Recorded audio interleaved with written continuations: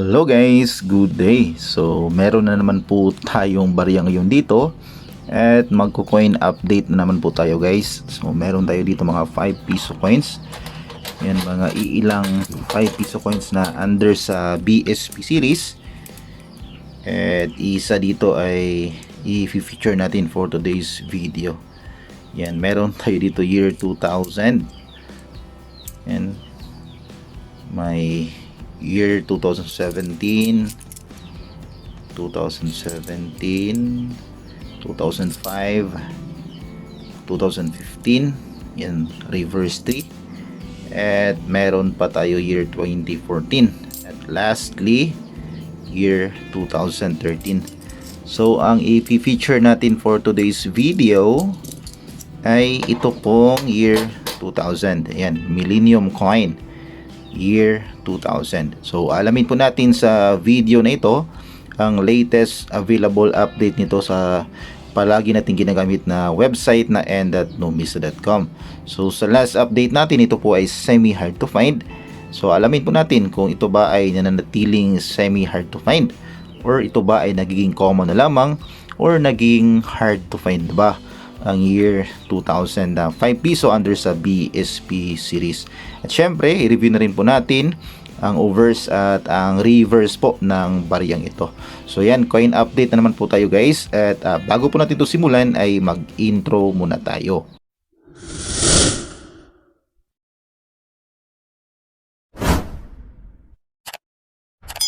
Ayan, hello po sa inyo lahat. Good day, magandang araw, mayong adlaw sa inyong tanan. At welcome back po sa aking channel. Kumusta po kayong lahat? Sana po ay nasa mabuti kayong kalagayan. So for today's video nga po ay meron na naman po tayong barya. At ang i-update natin ngayon ay yun pong year 2000. 5 piso coin under po sa BSP series. Yan ito. So alamin natin sa video na ito ang status ng baryang ito sa Numista. But before that ay i-review po muna natin ang overs at ang reverse po ng baryang ito. So unahin natin dito sa kanyang overs or sa kanyang harapan. So dito po sa kanyang overs ay naka-highlight po ang bust po ni Emilio Aguinaldo. Yan, facing right. Yan. At ang 5 piso na denomination. Yan, makikita natin dito ang pangalan ni Emilio Aguinaldo. Dito sa ilalim ang year of mintage na year 2000. Yan, sa ilalim ng balikat ni Emilio Aguinaldo, makikita natin dito ang mint mark. Yan. So kapag may mint mark po, ibig mong sabihin na ang bariyang ito po ay minted sa Pilipinas. Yan, sa BSP series po kasi natin na 5 piso ay meron pong minted po sa Canada. Yun pong walang mint mark. Yan. So dito po nakasulat ng paikot ang Republika ng Pilipinas. Ayan, at dito po sa kanyang edge makikita natin yan, itong linya na curve lines. Ayan. Ayan. So yan po ang makikita natin dito sa kanyang overs or sa harapan. So dumako naman po tayo dito sa kanyang reverse. Yan, dito po sa kanyang reverse po ay naka-highlight ang Bangko Sentral ng Pilipinas, sale of the BSP. Yan, nakasulat nga po dito ang Bangko Sentral ng Pilipinas ng paikot. Yan, dito sa ilalim makikita natin ang 1993. Yan, ito po yung taon na na-establish po ang BSP. Yan, at dito po sa loob makikita natin ang inner circle. Sa loob po ng inner circle ay makikita natin ang cogwheel. Yan, ito pong may garang-garang. Yan. Yan po ang cogwheel. Sa loob po ng cogwheel, makikita natin sa upper portion ang araw at bundok. Yan. Dito sa lower portion naman po makikita natin ang simbolo or sagisag ng watawat ng Pilipinas na may araw sa gitna at may tatlong bituin sa gilid. At makikita pa rin natin dito sa gilid yung mga curve lines po. Ayan, na magkadugtong. So yan po ang makikita natin dito sa kanyang reverse at sa overs po ng bariyang ito. So sa last update nga po natin, ito po ay semi hard to find. So actually ito po ay nangunguna po sa mga semi hard to find dito sa ating 5 piso na BSP series. So let's check sa Numista kung nananatiling semi-hard to find ba ang baryang ito, or naging common na lang ba, or naging hard to find naman. Yan guys. So check natin sa talaan ng Numista. Yan. So 5 piso BSP series. Yan guys, Numista. So ayan, features nito guys, Issuer Philippines. Ayan. So composition nito ay nickel brass. So ito po ay non-magnetic na series sa ating BSP. So ang years nga po ay 1995 to 2017. Ayan. So orientation nito ay medal alignment. So nandito ang kanyang obverse, ang kanyang reverse, at plain edge po ang baryang ito.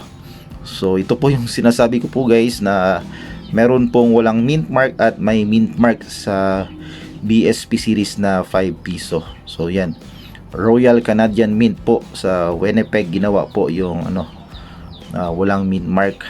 Yan. So punta tayo guys sa year 2000. I-check natin dito guys ang update. Ayan guys, so year 2000, as you can see, ay nag-iisa lamang variant meron. Yan. So 1999 diretso sa year 2000, at from 2000 diretso na po sa year 2001.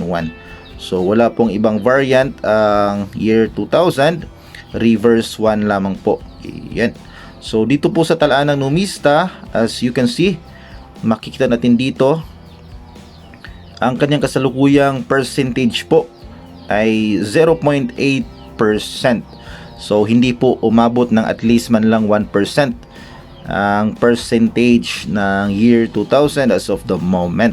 So ibig mong sabihin na ito po ay nananatiling semi-hard to find. So malapit na nga pong maging hard to find itong year 2000. At dito naman po sa kanyang price appraisal guys, ay makikita natin na nag-iisa lamang po dito sa kanyang very fine na condition, and ito po ay amounting ng 61 pesos po. So yan, very fine condition, 61 pesos po ang kasalukuyang price appraisal, basing po sa record ng Numista. Yan, kung itong hawak natin guys, ay makukonsider na rin po itong very fine. Kasi intact pa naman po yung kanyang details. Yan. So kahit na medyo semi hard to find na talaga, medyo maliit pa po ang presyo sa Numista. So ganyan po talaga guys, lalo na po sa mga kaibigan natin dyan, yung mga supporters, subscribers natin. Hindi po madali na magbenta ng barya. Sasabihin ng iba na niloloko lang po natin sila sa ating mga video. Actually guys, hindi po tayo manluloko. Tayo po ay nag-update dito sa ating mga coins. At least makapagbigay tayo ng guide sa ating mga kaibigan dyan na nagko-kolekta ng mga barya, at sa mga gusto pong magbenta. Sasabihin ko po lamang po sa inyo na sadyang mahirap po talaga makapagbenta ng barya, lalo na po yung mga common na variation, mga common na mid-tiers. Even dito po sa mga semi hard to find, pahirapan ding makapagbenta.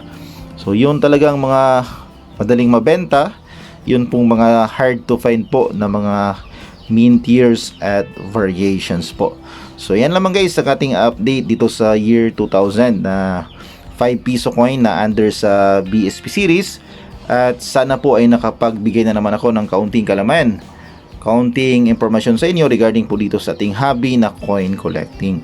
At kung bago ka pa lamang po sa aking channel at gusto mong mga video na katulad nito na pinag-uusapan ng ating mga barya, ay huwag mo na rin kalimutang mag-like, mag-comment, mag-share at mag-subscribe. At pakipindot na rin ang notification bell para updated ka sa mga susunod kong videos. And that's it for this video guys, and we'll see you again next time. God bless.